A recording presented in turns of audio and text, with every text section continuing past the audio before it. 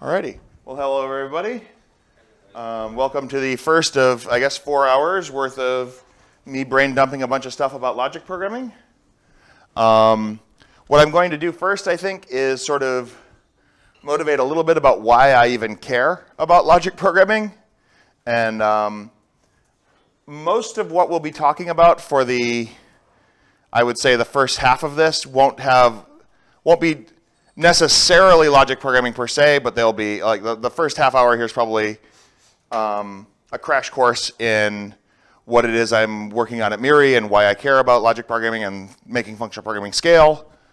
The next little bits will be some general bits of algebra and things that I have found useful for talking about this kind of problem and other kind of problems. So we'll introduce propagators and join semilattices. We'll talk about union find with group actions. And then the last couple of hours are going to start being, which will be the next day, or I guess it'll be Thursday, will be more or less a deep dive on the code, going through, here's a pile of individual tricks that I like, and see how we'll start to get more and more of a logic programming flavor. If you thought this was going to be a workshop in which you're going to learn how to program using Guanxi, I apologize. I wasn't quite able to get it over that line. I think the attempt at knowledge transfer of what I've been able to build is really, I think, the most useful, the best use I can make of the time that we have. All right? Okay. So, how many people here are brand new to Haskell? Good. So and how many people here at least have a sense of what you're getting into? Okay. Pretty much since the last time I started giving public talks, I joined MIRI, the Machine Intelligence Research Institute. We do research on AI safety. In particular, if you're going to have a bunch of self-improving systems that are going to be taking actions in the world, it would be really nice to know what they're going to try and achieve and to be able to try and specify goals for them that somehow resemble what we want them to do. There was an old clip that's part of Fantasia that I don't know how many people here have not seen the old Fantasia movie with the Sorcerer's Apprentice scene with Mickey Mouse. So I apologize for those of you who are younger. There was an old movie with where Mickey Mouse is left around as the Sorcerer's Apprentice, and he's supposed to fill this cauldron with buckets of water, and uses the wizard's hat or whatever to enchant the broom to do his task for him. And by the time he's done, the brooms have started starts overfilling the cauldron and flooding the building, and he breaks the broom up into pieces, and now you've got lots of little pieces of broom that all manifest into brooms and flood the whole place, right? So he stated his goal, his utility function of what he wanted the agent to do for him, and it succeeded at his task as specified, but what he specified forgot a bunch of terms. The notion of AI and of artificial intelligence alignment is very much how do we even specify a goal and not have it go horribly wrong along those lines. So at MIRI, we, or they mostly, publish all sorts of academic papers on how to do better forms of game theory in order to enable sufficiently smart agents to even be able to cooperate, because otherwise Nash equilibria just don't end well. That's Nate. His handwriting is that neat. And we do little workshops on trying to introduce functional programmers and computer scientists in general to concepts in the AI safety space. If this sort of thing is something that sounds like something you'd be interested in learning more about, feel free to grab me and we can talk. Okay, so I do a lot of things involving programming on Twitch. In particular, a lot of this relational programming stuff that I'm talking about here has been done there. So if you want to see just the thought process that went into this, crawl inside of a Haskeller's head. There are many, many hours of me like starting from scratch and writing a lot of this code. So this will be very much a sort of time-lapse view of different things that like came along the way, or things that I just didn't really adequately explain on the stream.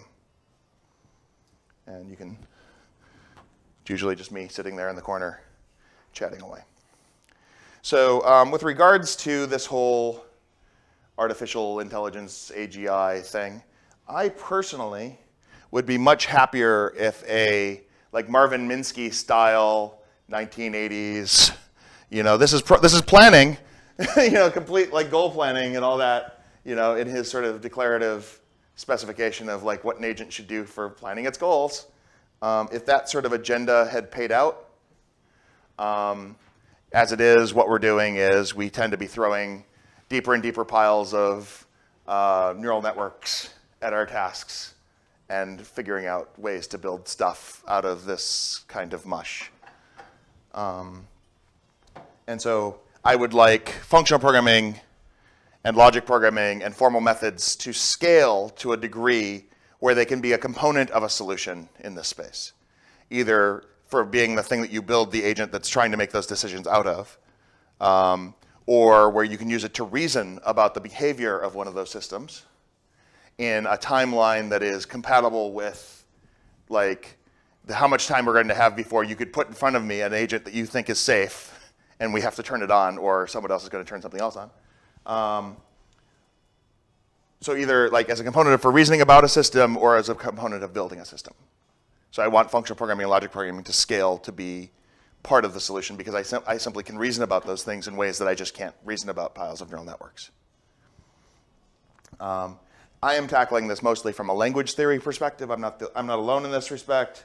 Dimitri Vainatos is over at DeepMind doing research from a PL theory perspective of like applying programming language theory, at least on the capability growth side. So now let's get to the sort of thing that I'm actually, like the subproblem that I'm, now that I've had that very excessively long preamble. So there is a logic programming framework in Scheme called Minicanron. How many people here have heard of Minicanron? How many people have not? Now I've got, okay. If I ask positive questions, it works better to get both answers.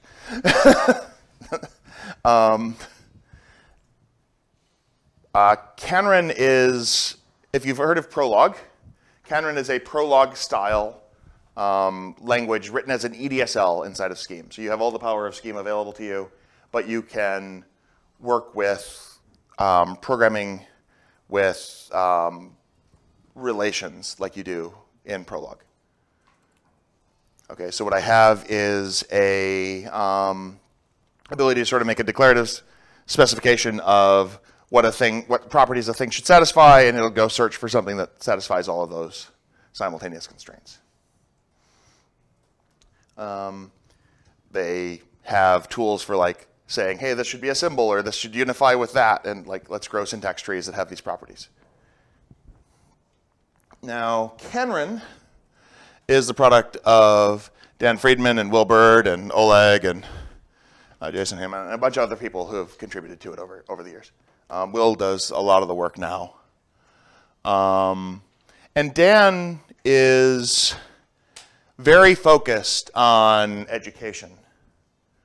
As a result, his books are delightful, right? They involve these, like, you know, like he has these series of books, like the Little Schemer, the Reason Schemer, the Season Schemer, the Something Schemer. Like, you know, like these got one for the Little Typer, et cetera, for like doing dependent types and stuff like that. And they're mostly pitched in a way that like you can teach them to 15-year-olds. Like you can teach the Little Schemer to like 15-year-olds. Maybe the last chapter you might skip, right? And they're very accessible in that regard.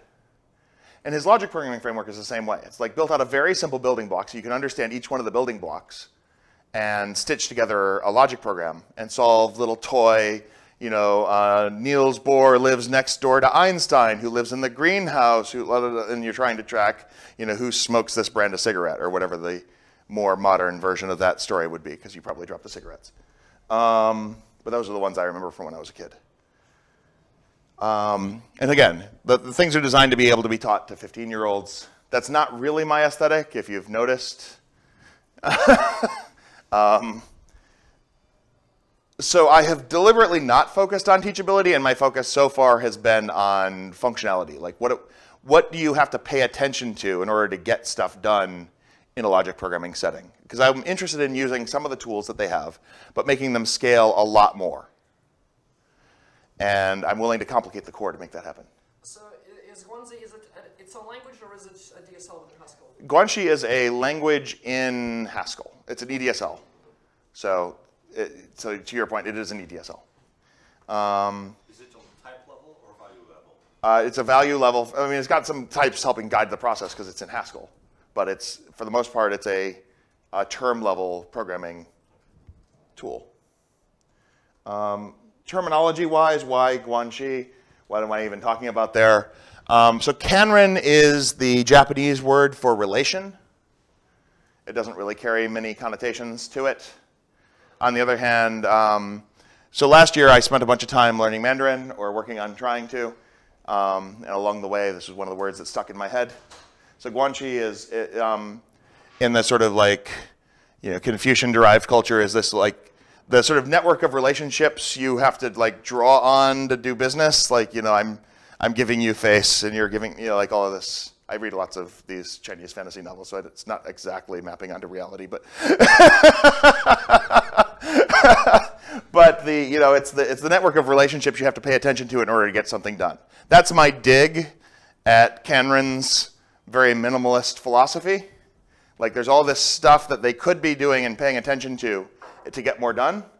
One could also argue that it's the source of a lot of like what appears to Western eyes to be very heavy corruption, and like, you know, hey, look, I am like going behind closed doors. We're going to negotiate this stuff because I have this relationship with you. Like, the things that kind of lock Western businesses out of China also kind of comes out of that same culture. So one could also argue that it's a source of all the corruption and whatever. And so the overcomplicated core is going to be the source of all the corruption in the answers that I give as well. So it is a dig at me, which I think, like all names, it has to both like give and receive. Okay, so that's why the funny name. To be honest, I'm sorry that I'm recording this. It'll probably just wind up becoming logic or something very simple. But now someone's going to go skip the name. It was going to become logic or something simple. At the moment, it's still under the working title. Okay, so again, the subproblem that I'm really interested in is something called the idea of program synthesis. So there is a framework that Will and a couple of others were able to build called Barlaman. And Barlaman is a thing where you can say, find me, this comma A is a logic variable, a program, any program you want, such that when I do this, I get that. Find me a program such that when I call concat, which I haven't even declared existed, concat of 2 empty lists should give me the empty list. Concat of 2 lists that contain these 2 logic variables should produce the list containing those 2 logic variables. Concast of 2 lists containing two elements each should give me this. And what it does is it guesses, it works trying to synthesize programs in the background. And in 8.5 seconds, it was able to find, hey, you're going to definitely need some concat definition to ever get any chance of this kind of thing. Let's keep going. And it'll eventually find the recursive definition of concat that does the right thing for all 3 of your examples. But that's shorter than the one that's just the thing that tries these 3 cases and gives you that output. So in 8.5 seconds, it wrote the program for you, just from examples. So if you're going to do the test first style of development, this is a path by which your test just wrote your code. I'm kind of partial to this. And if I can enrich this and make it scaled, I mean, there's a bunch of things that this can't do. Like, this blows up very badly trying to find reverse. And they also kind of think 2 minutes is a long time here. Yes? So there is a system for program synthesis that's based on top of liquid Haskell. I don't remember the name of that. Synquid, which I'll be talking about in a minute. Okay. Yes. So you're detecting where I'm going. Yes. So if you had polymorphism, it would find reverse easier. Yes. Polymorphism will help because so the next step up is like I would like to synthesize things in a language that has a type system that can help me along. So if I have like Hindley-Milner style types, now what I could do is I could start rejecting any syntax tree that's just not well typed. Okay? Like any syntax tree that will just never have a well-typed completion, I might as well just stop now. I can help guide the synthesis through that. I have to modify my type checker in some funny way where the types can help me influence the terms and the terms can help me influence the types. I need to propagate some information around, which is a thing that I'll be talking about more when we get past the motivational section. But I need to build a type checker in such a way that it can help me guide this process. To your point, Nadia Polikarpova has this project called Synquid, where she has been doing things where she uses liquid Haskell style types, not just Hindley-Milner style types, and modifies the type checker to push information about these predicates, these side conditions that she has that must be satisfied in order for this thing to pass, and then lets Z3 try and filter away the programs that fail those side conditions. So now you can get like basically give me little laws. Now she has to be very careful about like specifying a very minimal set of tasks or like basis functions to try and synthesize things out of. But she's been very successful at using this for lots of small little synthesis tasks in a larger system. And then I believe she had a student or has a student. I'm fuzzy on the timeline. I apologize. I wasn't necessarily planning on fully bringing up her example. Who's been working on something called Resin, which is research-guided synthesis, where Resin uses like quantified type theory, and I apologize if I mischaracterized somebody else's research, to help guide the program search. So the idea is if you're only allowed to use a variable once, the moment I use it, any syntax tree that was going to use it more than once, like I can stop even considering. So like every time I use up a variable, I use up some of the oomph like that I could keep going in this direction, growing the syntax tree with. And so the resource-guided synthesis helps us prune even more trees. So the idea there was like if you've watched, Edwin Brady has done little live coding demos of him working in Blodwin, in which he will sit there and code away and like in the process of like looking at the transpose, he's got the type for the transpose function. He can synthesize transpose. But this thing here, this logic programming framework example, you can fill in more of what the program should look like. I want concat to be a lambda with a logic variable inside of it. And I'm going to give you this helper function. There's this reduce write. It exists. You know, we have a foldar. Now that you have foldar, what could we synthesize? Oh, now it finds that it can just use reduce write to help itself along and find a shorter program. Okay, so we can help guide the synthesis by giving it more tools. And the name Barlaman came from this quote, I guess, from Lord of the Rings about some character, Barlaman Butterbur, who thinks less than he talks and slower, yet he can see through a brick wall in time. So he's really dumb, but we'll eventually find the thing. So anyways, I believe I've got, yes, there's Nadia and Synquid.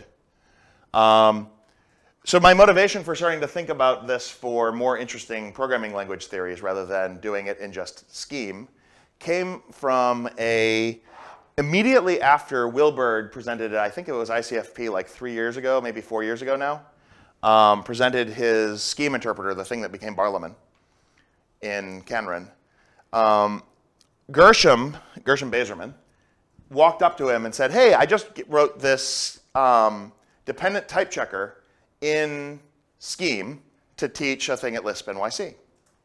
Could we run my dependent type checker on your logic programming language and just try and drop some logic variables in there and see if I can get program inference or type inference out of a type checker for a dependently typed language?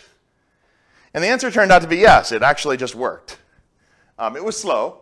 Like, it wasn't really tuned for the task, you know, but he was able to like synthesize the identity function given just the type of the identity function, et cetera, you know, which is adorable. So like strong proof of concept was done literally within an hour of the talk, the first time the talk was given.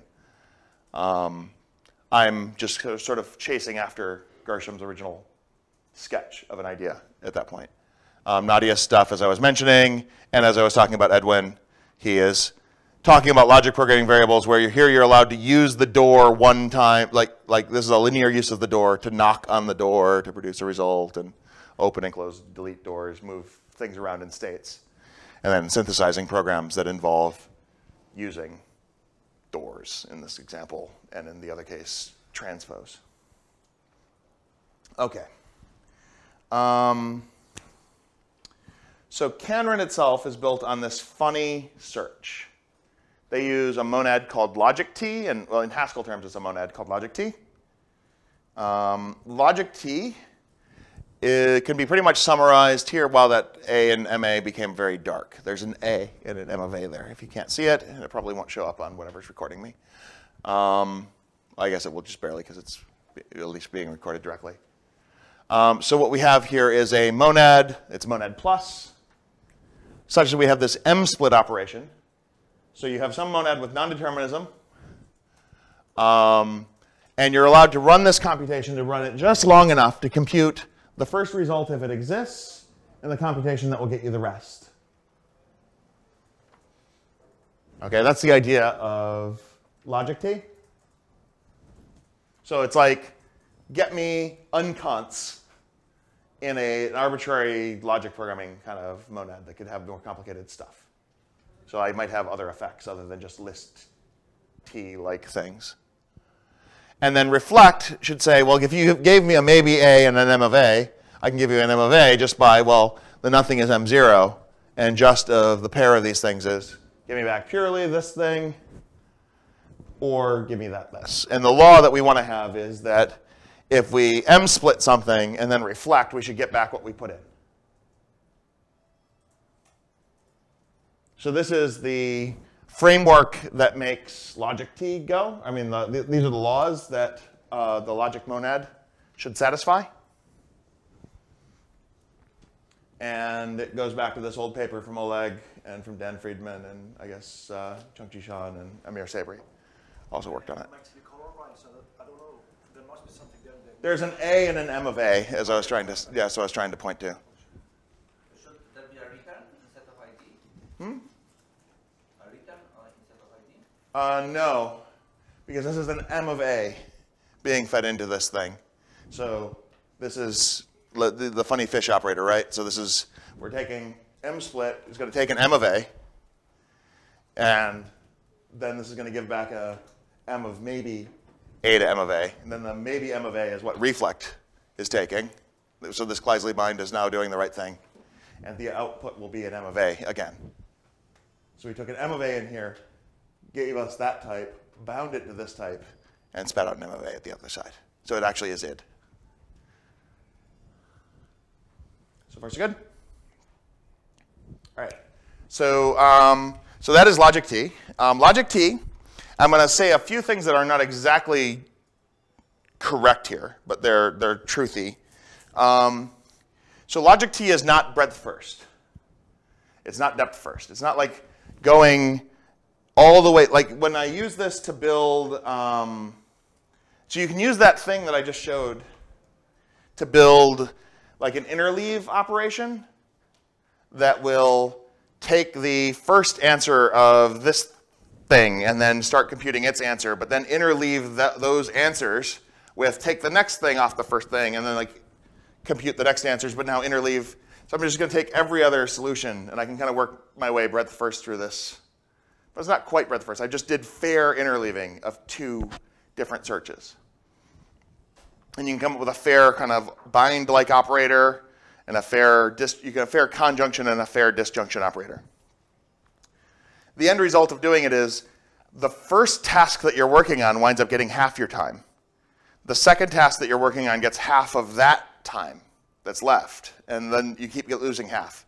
So you get half, a quarter, an eighth, that you've got this geometric series that even though it keeps going forever, it integrates out to a constant. What you've done is you've slowed down the first task by a constant factor to enable us to try subsequent tasks. And if they're sufficiently productive, then you get answers out of them. Okay, so the idea is like, you're still starving them of resources, but they're not completely starved of resources. So this is good in some ways. It means like you're kind of breadth first. You're like looking for short answers or looking for answers that are shallow in your search tree. But you're still going deep on whatever thing was getting whatever was your first task. And then if that ends, then the next thing starts getting more and more time. So it's not depth first, even though it kind of feels like depth first for that first task. It's not breadth first because these things are sort of progressing at very different rates. Like you've got this geometric series of fall off. But because it's not depth first, this is not really compatible with like trying to bolt Canron onto an existing incremental SMT solver like Z3. With something like Z3, I could take Z3 and start asserting extra conditions. But then the moment we sort of ADHD away from where we are in the problem space and go over here to go look at something else because we interleaved, I would have to roll back all those extra assertions and assert different things. So I can't actually really sort of fit with Z3's process of discovery and work with Canron out of the box. So what I would like is a monad that behaves depth first, more like a prologue than Canron.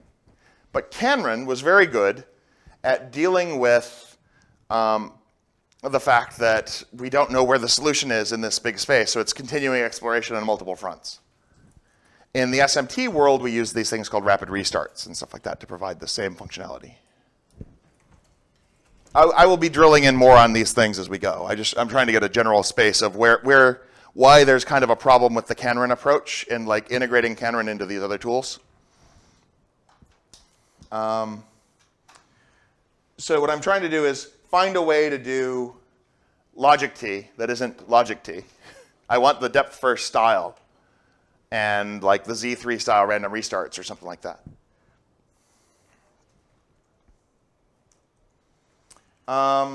And the first step towards this is this paper on typed logic variables in Haskell.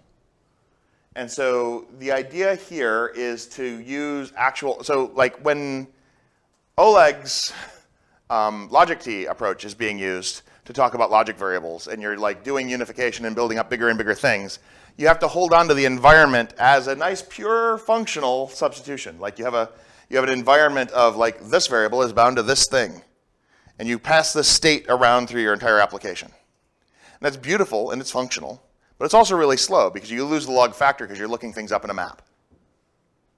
On the other hand, if I was able to use real IO refs or ST refs or what have you, I would gain back my log factor, but now I've lost non-determinism, right? Because now I've got multiple futures, who's writing to the thing? But what I could do is I could handle non-determinism by, well, when I do a write to a variable, what I'm going to do is write to the variable, execute the current continuation, and then when that thing fails, when I backtrack past this point, I'm going to write back the old value that I sneakily grabbed right before I wrote the new one in. So I can sort of do writing to references with undo and use real machine references with non-determinism.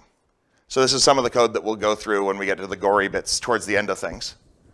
But the idea was I can use real machine references to do non-determinism rather than use the beautiful pure functional stuff and shave a log. Okay? It's hairier, it's harder to reason about in some ways, but it also is completely compatible with external applications using their same kind of state along the same way, along the same lines. Yes? Does it mean you can only, I mean, you need to keep a history of things that, do you need to keep a history of the undos, or do you only need to keep one undo? I only theoretically need to keep one undo. It would be a little bit more, I would have to maintain more state in the reference. My references would get a little bit bigger if I did it that way. We can talk about like better ways to do this. I currently implement it as a write is a like atomic modify IO ref that like scribbles the thing in and steals the current value, and then on redo on rollback it's just the write. That's effectively how it's implemented right now. It could very well be done with the have I written to this thing since the last time I forked. Basically, if there's no non-determinism between me and a thing, I don't need to actually record multiple writes in sequence. My current usage pattern, that doesn't actually happen, but this is a library that could probably become a factor. So that is a good observation, that you could get away with fewer redos or undos. And if you get me to talk about my current work on this watch library, this incremental programming library that I have based on Adapton, the thing that you're just talking about is very much what I do there. So there's a story for making it so that I only undo just enough. Okay. So that's the idea of like type logic variables. So now I'm looking for something depth first-ish so that it feels like working in a SAT solver or an SMT solver. I'm looking for something that gets to use real references so I don't lose a log.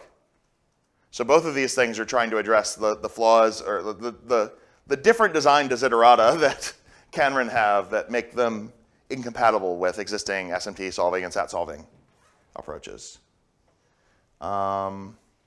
And I'm interested in a technique that comes out of the SAT solving world called conflict-directed clause learning.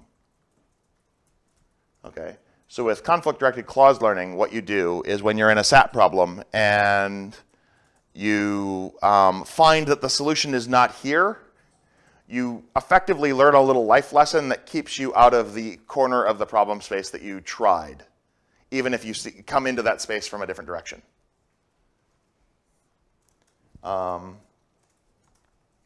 So I will do a quick sketch of what a SAT problem looks like to people who, how many people here do not know what a SAT problem looks like? Let's start there. Okay. So a Boolean satisfaction problem is normally fed to us in quote-unquote conjunctive normal form. What I have is a bunch of clauses. So I know this is true, and this is true, and this is true. But each one of these things is made out of statements about variables x or not y or z. Okay? And down here I might have just a single w. And if I ever have a clause that just has a single item in it, I know exactly how that must be made true. All of these clauses must be true. And if I assert w is positive, then I know w must be true. I've learned a fact. So I'm going to make the statement, hey, w is true. Right? So I've gained in my little conjunct w. And so now I'm done with this clause. And if I ever have a clause that's empty, or let's say I haven't got empty yet. I've got an x and a x or not w. Well, when I did this w, I learned that this not w was not the way that I was going to make this thing true. So now I'm down to a single clause here again. So now I learn, okay, now we've got w and x. That's the thing that we're trying to consider. Now w and x was true. So now we're done with this clause and we're happy. On the other hand, if at some point in time, like this was not x, and this was asserted, like the only way to make this true was to have not w, I would stop and blow up the world. We've gone down a blind alley. We've made some guesses, perhaps. We've done unit propagation to push things through. But at any given point in time when I'm just stuck because there's no clauses that have a single literal in them, if I have to guess, I just guess. Pick a variable using some horrible heuristic. There's a ton of literature on the topic. I don't need to redo it here. Use the heuristic to pick your variable. You make a guess. And if it fails, what happened? Well, I know that this is not true. We know that we used to assert that w and x, right? And I know that this is not true, so we can De Morgan's law to distribute the not through this, which will give us and I'm slightly simplifying. We learn slightly better lessons than this one. But the naive version of it is just take this lesson, turn it inside out, and now we've got something else that we also know is true. So this becomes a new clause that we add to our program.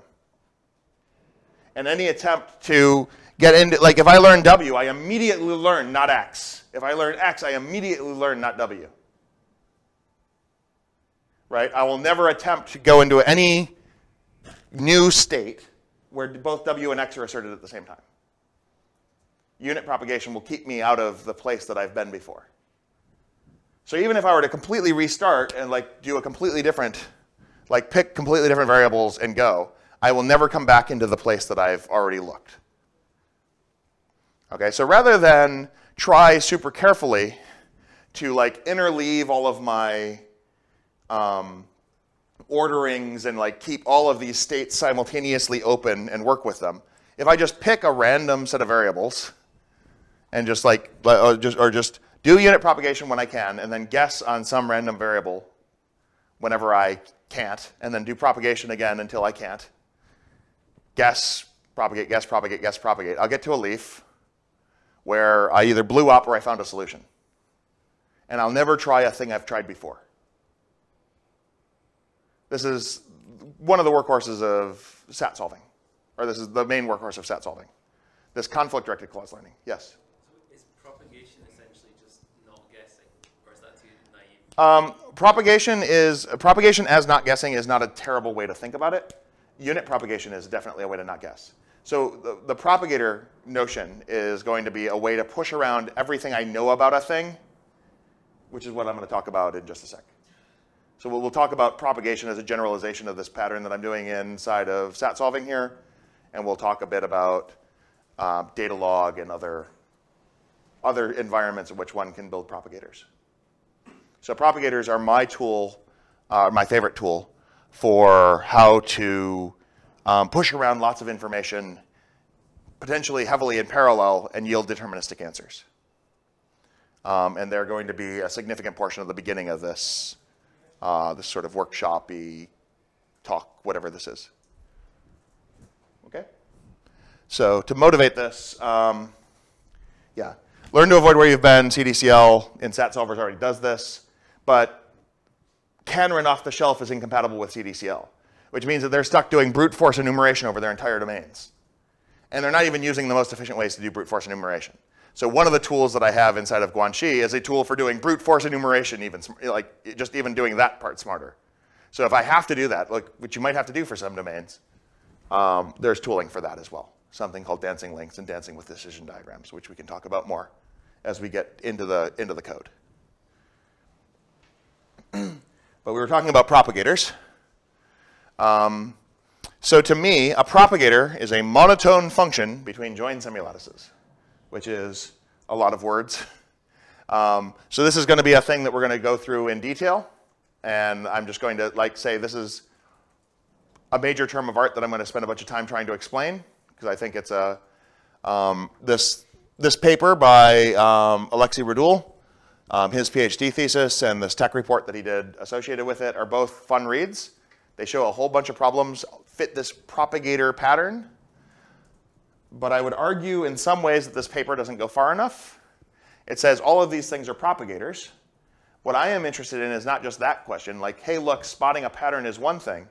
But each one of these things that is a propagator, SAT solving and linear programming and mixed integer linear programming and second-order gun programming and like I use data log and all sorts of other things, unification. All of these things are valid places to do propagation. Arc consistency and finite domain solving. Spotting that they're all propagator problems is one thing. But I think the more interesting question is, what are the laws that we could institute to actually be able to use the fact that it's a propagator problem to reason about these things? So like let's extract some information about like CRDTs, which are used for distributed programming. And like now that we can put them into a same framework as everything else, we now have a framework for building better CRDTs.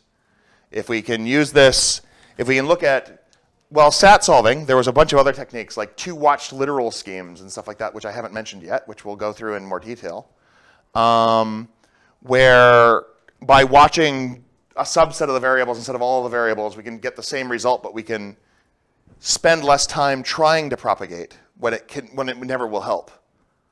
Can I transfer the results from sat solving to data log? Can I transfer the results from data log to linear programming, second order code programming? And the answer turns out to be yes. And that's, to me, I think the more interesting question about what one can do with propagators. So propagators, to me, are monotone functions between joint semilattices because this captures about 90% of the examples in Alexi's thesis and in the tech report. And the other ones are a little bit wonky to begin with. So like if I can lock down 90% of them and then start transferring the things that the rest of the industry has had specialized tools for solving each one of these things, let's transfer their results to each other and steal them. Like if I can steal the things that made data log fast to make all of my propagator problems fast, or a significantly large subset of them, I should. Okay, so that's what propagators are about. And again, I'll do the details of what they are. Right now we're just kind of setting the stage. Another workhorse of the functional programming world is this notion of like union find or disjoint set forests. If you ever do unification yourself, this comes up a lot. You're allowed to create sets and then union sets and then ask, are these two elements in the same set? This pops up almost everywhere. Like when we do unification variables and stuff like that, they use a scheme very similar to this.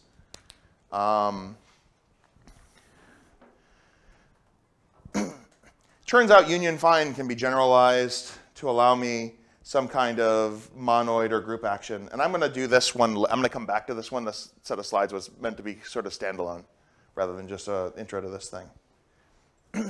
So I can enrich union find with some notion of a group action to get a, to reduce the pressure on the propagator network. So I use this to take the load off the propagator network, to make things just be the same when they're only differ by like slight changes. X equals y plus a constant. I can add the constants together. If x equals y plus a constant and y equals z plus a constant, I can say, well, x equals z plus a constant. These relationships are transitive, just like the x equals y relation. But I need a way to combine the modifications. That's what the other portion of this thing is. So there, as I can do more and more of these things, I can reduce the pressure on the propagator network. And then if there's nobody listening to whether or not, if I know you have a possible value for x and there's nothing propagating values out of x, it doesn't matter what the actual concrete choice is. I can save work. And sometimes that amount of work can be infinite. So it's worth spending a bunch of time to try and reduce the pressure on the propagator network. So I've got a bunch of useful group actions. I have a bunch of tricks for doing group actions on containers, which we'll probably talk about. I'll use some examples involving like incremental parsing. The other pieces that I kind of want to get a chance to dive through. Like I said, there's going to be a lot of stuff crammed in, especially for the last couple of hours of this. Something called reflection without remorse, which is a tool that Atzi Vanderplug came up with, where he was able to build more efficient free monads. I use it to do more efficient delimited continuations in here. It's used in a bunch of little places inside of the library. I'm interested in something called natural domain SMT solving, where that algorithm for conflict-directed clause learning that we've talked about very briefly gets generalized to working directly in some other domains. Like I might be talking about like linear constraints on arithmetic. X is less than y, or X is less than y plus z, or something like that. I got a bunch of these like half planes in which my solution lies. So I'm in this half space, I'm in this half space, I'm in this half space. Now that I'm in this convex polytope, I learned that the answer is not there. Can I turn this polytope inside out and look at all the spaces outside of this thing? To stay out of the places that are bad. Abstract interpretation. I have some tricks for playing with doing this was the polyhedra that I was just describing, like saying out of various half spaces or something like that. But there are simpler and more complicated bounds. And I've got a whole pile of other results that I will not have a chance to go through. But I think we've managed to at least set the stage for what we'll do over the next 3 hours of this. Now that we've at least, this is sort of my syllabus.